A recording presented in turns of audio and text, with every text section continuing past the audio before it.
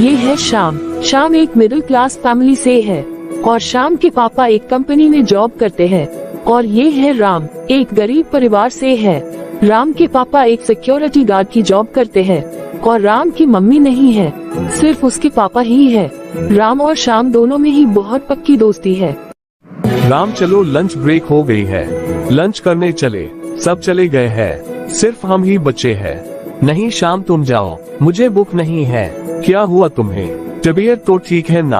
हाँ आज सुबह से ही मेरी तबीयत ठीक नहीं थी, इसलिए मैं अपना लंच नहीं लेकर आया। तुम जाओ, तुम तो अपना लंच कर लो। राम तुम्हें क्या हुआ है? कल भी तुम्हारी तबीयत ठीक नहीं थी, डॉक्टर को चेक करवा लिया या नहीं? हाँ करवा लिया था, डॉक्टर ने दवाई भी दी है। डॉक्टर ने बोला था कि दवाई से भूख थोड़ी कम लगेगी, इसलिए तुम अपना लंच कर लो। ओके ठीक है। जिस दिन राम के पापा अपनी ड्यूटी पर जल्दी चले जाते हैं, उस दिन राम लंच नहीं लाता। उस दिन राम कभी लाइब्रेरी में, कभी ग्राउंड में बैठा रहता है, कभी क्लासरूम में ही पढ़ता रहता है। जिस दिन लंच लाता है, तब राम और श्याम दोनों एक साथ लंच करते हैं। राम तुम ये हम कैसे? तुम लंच करने क्यों नहीं गए? मेरी भी तबीयत ठीक नहीं है और डॉक्टर ने जो दवाई दी है उस दवाई से भूख नहीं लगती। अच्छा तो अब तुम मेरा मजाक उड़ाओगे क्या? बिल्कुल राम, तुम्हें पता है ना कि मुझे सब कुछ पता है, तो फिर तुम मुझसे झूठ क्यों बोलते हो? चलो अब मैं तुम्हारे लिए भी लंच लाया हूँ। श्याम तुम मेरे लिए लंच मत लाया करो, मैंने तुम्हें पहले भी बोला है। अरे हर रोज सुनता हूँ, अब दिमाग मत खराब करो। चलो अब लंच कर लेते हैं। मुझे अच्छा नहीं लगता कि कोई मेरी वजह से परेशान हो।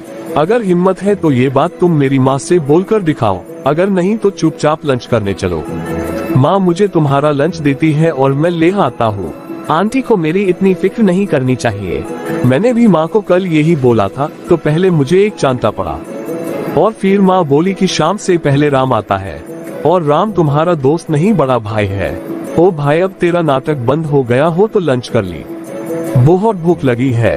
अच्छा ठीक है शाम, लंच बहुत ही टेस्टी है, खाकर मजा आ गया। अच्छा मुझे तो पता ही नहीं था कि खाना इतना टेस्टी है। यार फिर से मजाक, मैं सच बोल रहा हूँ कि आंटी बहुत अच्छा खाना बनाती है। हर रोज खाना खाकर मजा आ जाता है। जब मम्मी के हाथ का खाना इतना ही अच्छा लगता है तो हर रोज नाटक क्यों करता है? हर रोज तेरी रिक्वेस्ट करनी पड़ती है। सॉरी श्याम, तुम नहीं समझोगे। क्या नहीं समझूंगा? राम मुझे सब कुछ पता है कि तुम्हारी फैमिली में क्या प्रॉब्लम चल रही है। राम बल्कि तुम समझो कि तुम्हारी प्रॉब्लम अलग है और हमारी दोस्ती अलग, और प्रॉब्लम्स कभी भी दोस्ती के बीच में नहीं आनी चाहिए। माँ ने तुम्हें मेरा बड़ा भाई बोला है, अब तुम्हारी प्रॉब्लम तुम्हारी नहीं है, हमारी भी है। तुम्हें ये समझना होगा कि तुम अकेले नहीं हो। कल से ये नाटक मत करना, नहीं तो टांग तोड़ दूंगा। अच्छा भाई सॉरी, अब नहीं करूँगा। चलो अब क्लास में चलते हैं। गुरुजी अब चले, छुट्टी हो गई है या अभी यही बैठना है? तुम हमेशा मजाक के मूड में ही रहते हो, कभी सीरियस नहीं होते। क्या कहा? मैं सीरियस नहीं होता क्या? तुम्हें क्या हुआ? ठीक तो हो। मैं सीरियस होने का ट्राई कर रहा था, लग रहा था ना मैं सीरियस। नहीं, मुझे तो तुम चिंपैंजी लग रहे थे। सचमुच? फिर तो अच्छी बात है। चलो अब चले। चलो ठीक है राम, मैं चलता हूँ, अब कल मिलेंगे। आंटी को मेरी तरफ से थैंक्स बोल देना। तुम कल को खुद ही बोल देना। मतलब कि सांभा गब्बर ने तुम्हें घर बुलाया है, अब तो तुम गए काम से। चलो मैं अब चलता हूँ, अगर लेट हो गया तो गब्बर मुझे गोली मार देगा। अरे तुम और तुम्हारा मजाक। सीरियस हो के टेंशन कम हो जाएगी क्या? नहीं। या फिर ऐशकार मेरे वीर और बाले बाले। चलो मैं चलता हूँ, बाय। मुर्गी देती अंडा है, मेरा भाई सॉलिड बंदा है। और जल्दी घर चला जा मेरे भाई, लगता है तूने माँ से खाना गंदा है। फिर नेक्स्ट डे राम स्कूल नहीं आता तो शाम उसको हर जगह ढूंढता है। चलो कोई बात नहीं, आज सांभा ने बंक मार लिया तो क्या हुआ, कल कहाँ जाएगा? आने दो, कल उसकी टांग तोड़ूंगा। कल क्या? राम बहुत दिनों तक स्कूल नहीं जाता, जिस वजह से शाम परेशान हो जाता है और राम को ढूंढने निकालता है। उस दिन यहाँ से कहा गया होगा। एक तो उसके पास फोन भी नहीं है और ना ही उसने अपना घर दिखाया। इन अंकल जी से पूछता हूँ। फिर शाम उस शॉप पर अंकल से पूछता है अंकल राम के पापा को बहुत अच्छे से जानते हैं और वो राम का पता शाम को बता देते हैं। लेकिन वो अंकल शाम को ये भी बताते हैं कि राम और उसके पापा तुम्हें घर पर नहीं मिलेंगे क्योंकि राम के पापा का एक्सीडेंट हो गया है और वो हॉस्पिटल में है। शाम एक्सीडेंट का सुनकर बहुत परेशान हो जाता है और तुरंत हॉस्पिटल के लिए निकल लेता है। शाम तू यहाँ कैसे, तुम्हें कैसे पता चला? अरे अब कुछ बोलो भी तो सही। मुझे छोड़, पहले तू बोल कि तेरी प्रॉब्लम क्या है, तू खुद को समझता क्या है? अरे अब तुम्हें क्या हुआ? अब मैंने क्या कर दिया? तुम इतना भड़क क्यों रहे हो? भगवान का शुक्र कर कि मैं सिर्फ भड़क रहा हूँ, तेरा मुंह नहीं तोड़ दिया। तुझे तो रूम में बंद करके डंडों से पीटना चाहिए। अरे तू मुझे डरा क्यों रहा है? शाम तू ठीक तो है? जब तुझे पता है मेरे गुस्से का, तो ऐसी हरकत क्यों करता है? अंकल का एक्सीडेंट हो गया है, तूने मुझे बताया क्यों नहीं? मैं इतने दिनों से परेशान हो रहा हूँ, मम्मी पापा दोनों भी परेशान हो रहे हैं। मेरे लिए ना सही माँ का तो सोच, वो कितनी परेशान हो रही है। तू ना मान, लेकिन माँ तुझे अपना बेटा मानती है। अब बस भी कर यार, मुझे समझ आ गया। मैं तुझे परेशान नहीं करना चाहता था, इसलिए नहीं बताया। सॉरी शाम, आई एम सॉरी। प्लीज मुझे माफ कर दे, मैं किसी को परेशान नहीं करना चाहता था। अब नाटक खत्म हुआ या नहीं? अब ये बता अंकल कैसे हैं? और अब ये गलती फिर नहीं होनी चाहिए। अगर ये गलती दोबारा हुई तो मैं तेरी गर्दन उड़ा दूंगा। अब पापा ठीक है और जल्दी डिस्चार्ज हो जाएंगे। अब यही बैठकर बोलता रहेगा कि अब ये भी बताएगा कि अंकल कहाँ है। वैसे राम तू इतना बोलता क्यों है? अंकल अब आप कैसे हो? अब तो मैं ठीक हूँ, पहले बहुत बुरा हाल था।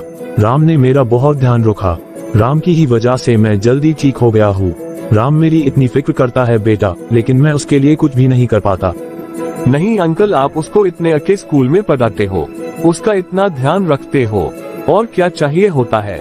नहीं बेटा, मैं तो उसको स्कूल यूनिफॉर्म तक नहीं दिला पाता, लेकिन राम एक बार भी शिकायत नहीं करता। अंकल आप परेशान ना हो, इतना मत सोचो। आप पहले ठीक हो जाओ, फिर सब ठीक हो जाएगा। अंकल अब आप आराम करो, मैं बाहर राम को देखता हूँ।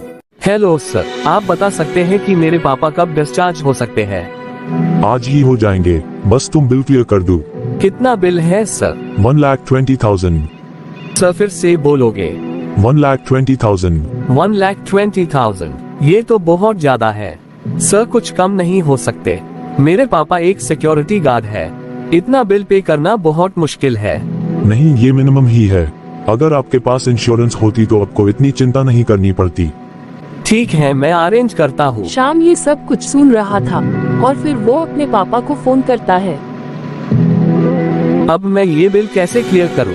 मेरे पास तो पैसे ही नहीं है और पापा के पास जो है वो इतने नहीं। और पापा को कैसे बोलूं? वो तो पहले ही ठीक नहीं है। ये बात सुनकर और भी परेशान हो जाएंगे। अब मैं क्या करूं? इतने में शाम आ जाता है। राम क्या हुआ, तुम परेशान क्यों हो? नहीं कुछ नहीं, बस वैसे ही कुछ सोच रहा था। क्या कुछ नहीं? मुझे तो तुम परेशान लग रहे हो। अब मैं तुम्हें क्या बताऊं? मुझे तो कुछ भी समझ नहीं आ रहा।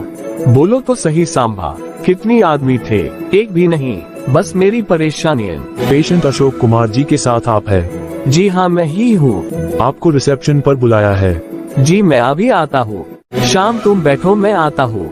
ठीक है सांभा, जल्दी जाओ और आओ। हाँ जी सर, आपने बुलाया था। क्या अशोक कुमार आपके पापा है?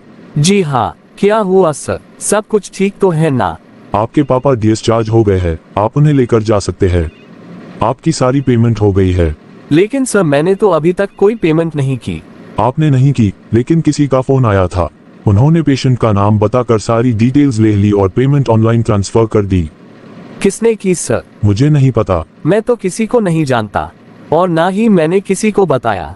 उनका नाम क्या है सर, आप मुझे बता दो प्लीज। मैं उन्हें थैंक्स बोलना चाहता हूँ, उन्होंने मुझ पर बहुत बड़ा एहसान किया है। नहीं, उन्होंने अपना नाम नहीं बताया। अब आप अपने पापा को लेकर जा सकते हैं। राम बहुत ज्यादा सरप्राइज हो जाता है और कॉरिडोर में ही खाली पेशेंट बेड पर बैठ जाता है और सोचता रहता है। मुझे समझ नहीं आ रहा है कि मैं क्या करूं। आखिर कौन है वो भला इंसान जिसने मेरी इतनी बड़ी हेल्प की और वो भी बिना कहे, और अपना नाम भी नहीं बताया। कहीं ये शाम ने तो नहीं किया? लेकिन उसको तो कुछ पता ही नहीं है। मैंने तो उसको अभी बिल का बताया ही नहीं। चलो शाम के पास जाता हूँ, वो भी वेट कर रहा होगा। हाँ सांभा, क्या हुआ? तुम्हारा रंग क्यों उड़ा हुआ है? पापा को डिस्चार्ज कर दिया है। तो ये तो खुशी की बात है, और तू उदास क्यों है? वो तो है, लेकिन मैं इसलिए परेशान हूँ कि हॉस्पिटल का बिल किसी ने पे कर दिया। किसने किया सांभा? ये ही तो मुझे पता नहीं है। मैंने तो किसी को बताया भी नहीं, और मैं किसी को जानता भी नहीं। फिर कोई मुझ पर इतना बड़ा एहसान क्यों करेगा? अरे क्या हुआ, कुछ बताओगे भी या अकेले ही बात करते रहोगे? शाम किसी ने हॉस्पिटल की सारी पेमेंट कर दी है। अच्छा, किसने की?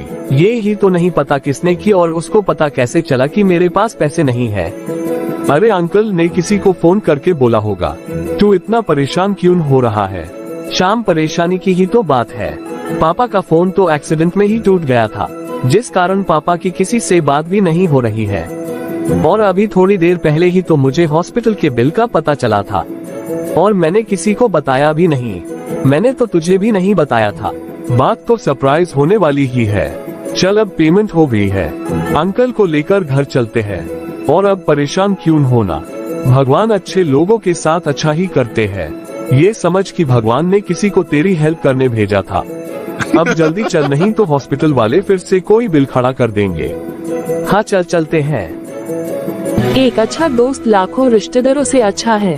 सच्चा दोस्त वो ही है जो उस समय आपका साथ दे जब आपको सबसे ज्यादा जरूरत हो, और दोस्ती में किया हुआ काम कभी भी जताना नहीं चाहिए।